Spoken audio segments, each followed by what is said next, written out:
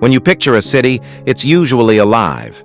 Crowded streets, neon lights, buzzing traffic, people rushing everywhere. But not every city fits that mold. Some of them went quiet.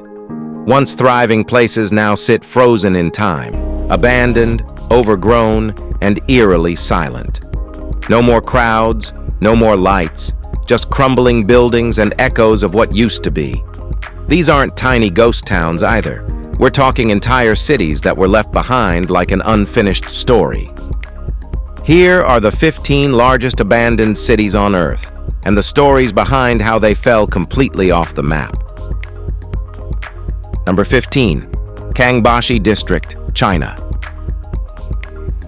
Kangbashi was supposed to be China's futuristic urban utopia, a sparkling district in Inner Mongolia meant to house 300,000 people.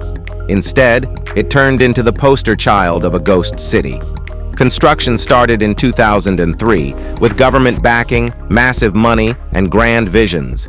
Skyscrapers were built, museums were stocked, schools were opened. But people? Well, not so much. By 2010, barely 20,000 people lived there.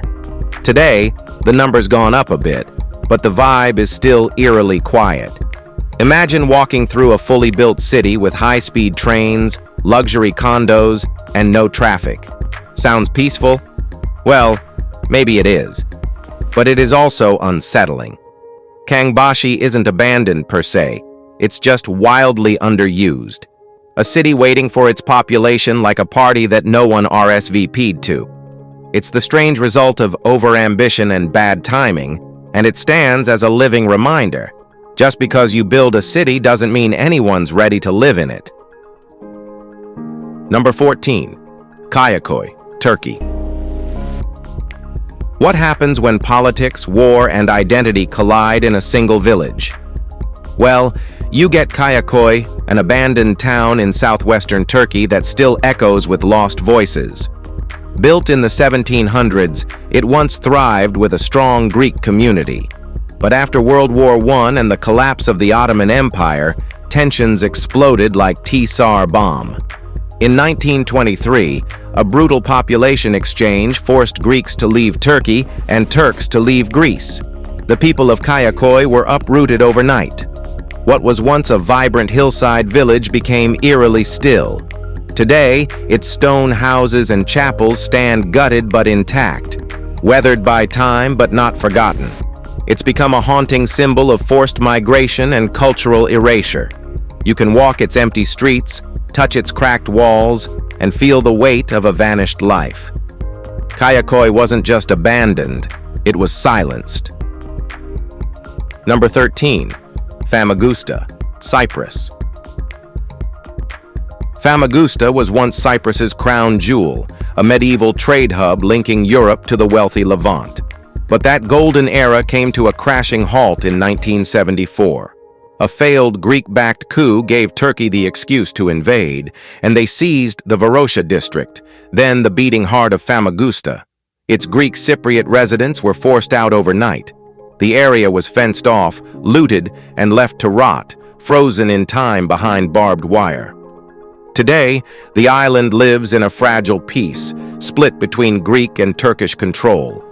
But Varosha remains a ghost town, still off limits to its original inhabitants.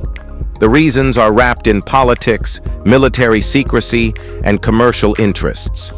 In a strange twist, Turkish Cyprus opened Varosha's beaches in 2017 to Turkish nationals, then announced in 2019 that the area's iconic resorts would reopen.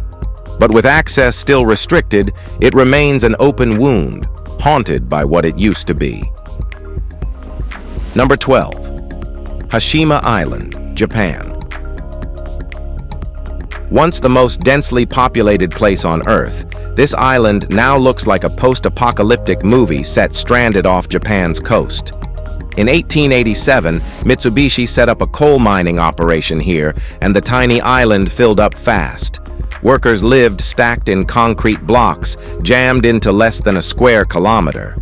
During World War II, the place took a darker turn. Korean and Chinese prisoners of war were forced into hard labor under horrific conditions. The coal kept flowing until 1974, when oil took over and the mines shut down. Everyone left, and the island just crumbled. Buildings cracked, schools, apartments, all abandoned to salt and wind.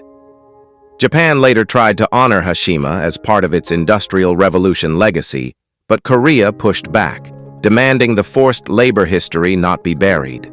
A deal was made, and in 2015, Hiroshima became a UNESCO World Heritage Site.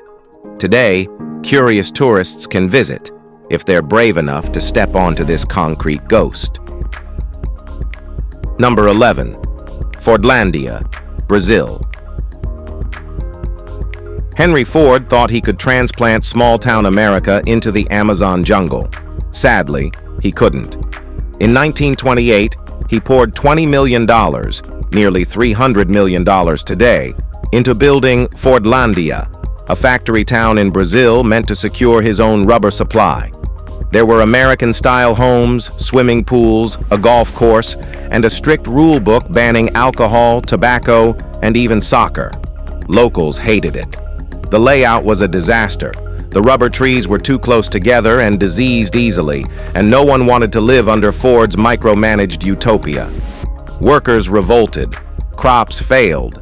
Ford tried moving operations 40 kilometers downriver, but by then synthetic rubber had arrived, and Fordlandia was obsolete.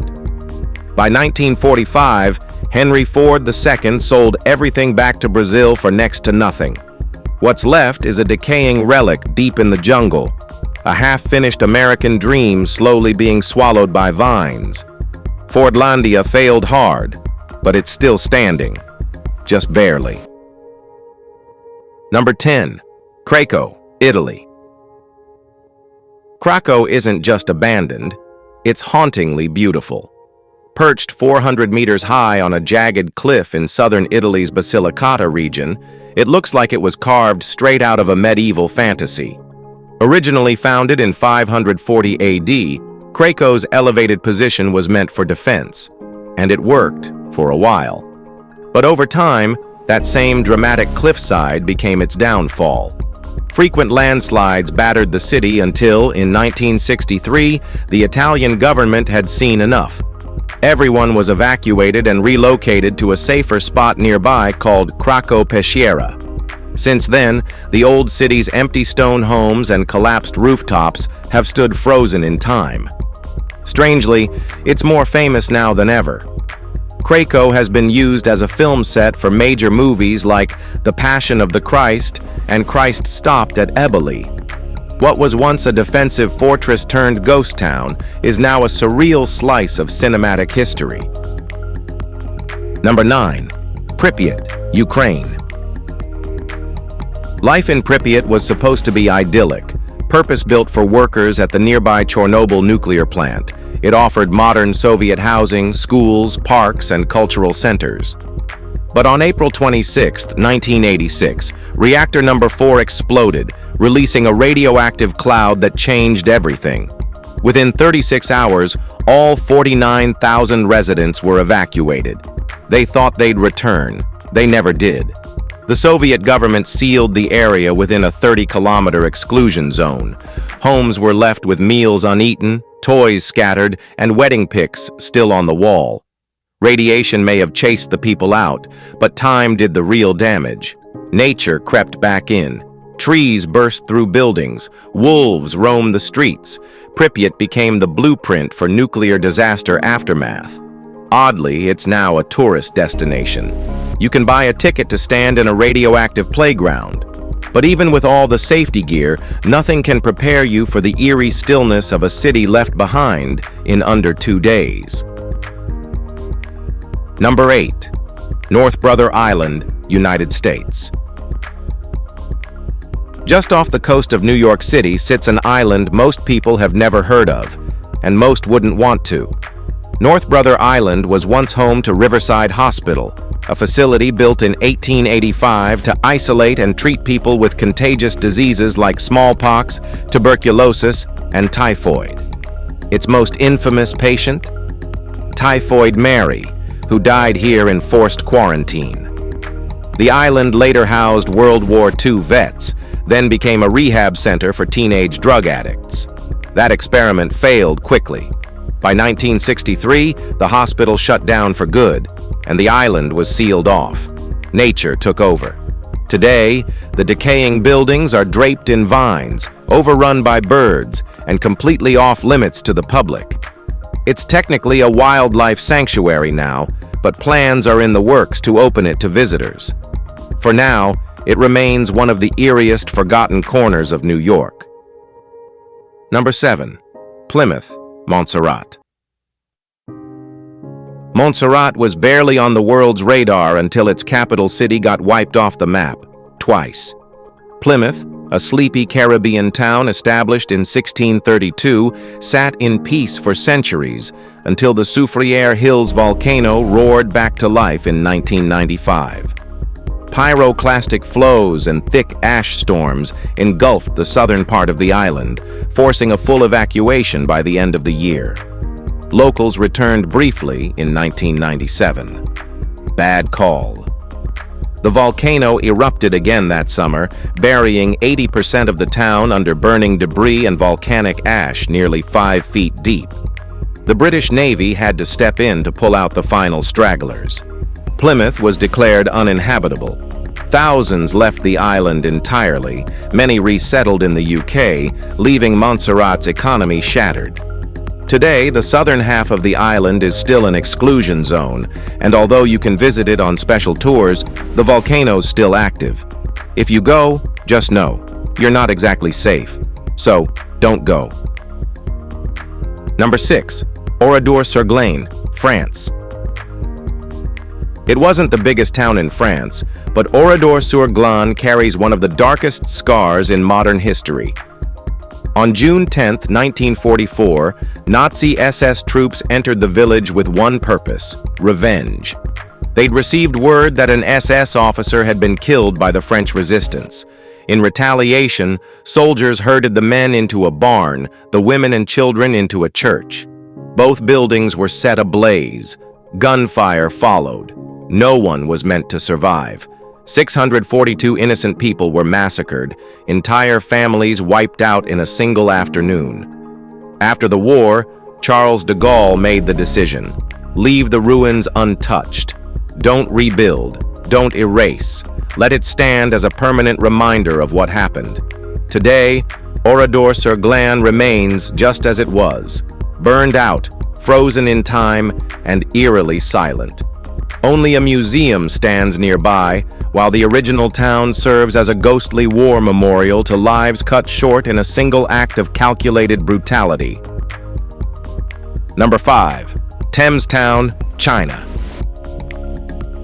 Thames Town looks like someone took a chunk of London, airlifted it to China, and forgot to fill it with people. Well, yup, that's actually this. Built in the early 2000s just outside Shanghai, the town was supposed to handle urban overflow from the growing megacity. It's got everything: cobbled streets, red phone booths, corner shops, and even mock Victorian architecture straight out of 19th century England. But despite all the charm, it never really caught on. Designed for 10,000 residents, it remains eerily empty. Tourists drop by for wedding photos or Instagram shots, but few actually live there. It feels more like a movie set than a neighborhood. The real kicker is that Shanghai isn't slowing down. Eventually, people may be forced to move in, but for now, Thames Town remains a surreal and silent replica, a copy without a crowd. It's beautiful, bizarre, and just a little too quiet for comfort. Would you live to visit it? Well, let us know. Now let's move to number 4. Body, California. Once a lawless boomtown bursting with gold and gunfire, Body now stands in eerie silence beneath the Sierra Nevada sky. After gold was discovered in 1859, the place exploded with saloons, gambling dens, brothels, and more trouble than you could shake a whiskey bottle at. By 1879, it housed up to 10,000 wild souls and 2,000 buildings. But like most gold rush towns, it burned bright and burned out fast. By 1910, only a few hundred stuck around. When the final mine shut down in 1942, Bodie was officially toast. For years, it sat frozen in time. In 1961, it was declared a National Historic Landmark, and California swooped in to preserve what was left. Today, about 170 buildings remain in arrested decay, kept from collapsing, but never restored. Tourists now flock to this frozen Wild West relic, walking its creaky floors and peeking into dusty saloons. It might be empty, but Bodie's ghost still has stories to tell that no one listens. Number 3. Kolmanskop, Namibia. Once a diamond-fueled boomtown in the Namib Desert, Kolmanskop is now a ghost swallowed by sand. In 1908, a railway worker found a diamond glittering in the dirt. That single discovery sparked a frenzy. German miners flooded in, building lavish homes, a hospital, a school, a bowling alley, even Africa's first tram. Money flowed fast, and luxury followed. But the desert doesn't care about diamonds.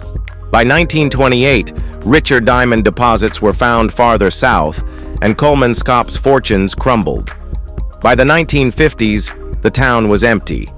Wind and sand took over. Today, the desert has marched straight through its doorways, half-buried kitchens, sand-filled hallways, and staircases that lead nowhere. To visit, you'll need a permit. Kolmanskop now sits inside a restricted zone known as Sperrgebiet. What's left feels like a dream suspended in time, ghostly, golden, and slowly being consumed by the very land that once made it rich. Number 2. Ashgabat, Turkmenistan. From a distance, Ashgabat looks like something out of a billionaire's fever dream. White marble towers, gold statues, glitzy government buildings, and massive sports arenas. It even holds the world record for most marble used in a single city. But step inside, and it feels like a giant, empty showroom. Despite all the grandeur, barely anyone lives here. Turkmenistan's authoritarian regime funneled oil wealth into making Ashgabat a national flex, a silent monument to excess in a country with a struggling economy. Citizens were forcibly evicted from their homes to make way for projects they could never afford. Inflation is sky high. Basic goods are scarce. Press freedom? Non-existent. The result? A capital that glows at night but barely functions by day. Tourists describe it as surreal, sterile, and eerily quiet. A capital city built for appearances, not people. Technically alive, but practically abandoned. A political illusion wrapped in polished stone. Number 1. Kennecott, United States. High in Alaska's icy wilderness lies the ghost of American ambition, Kennecott.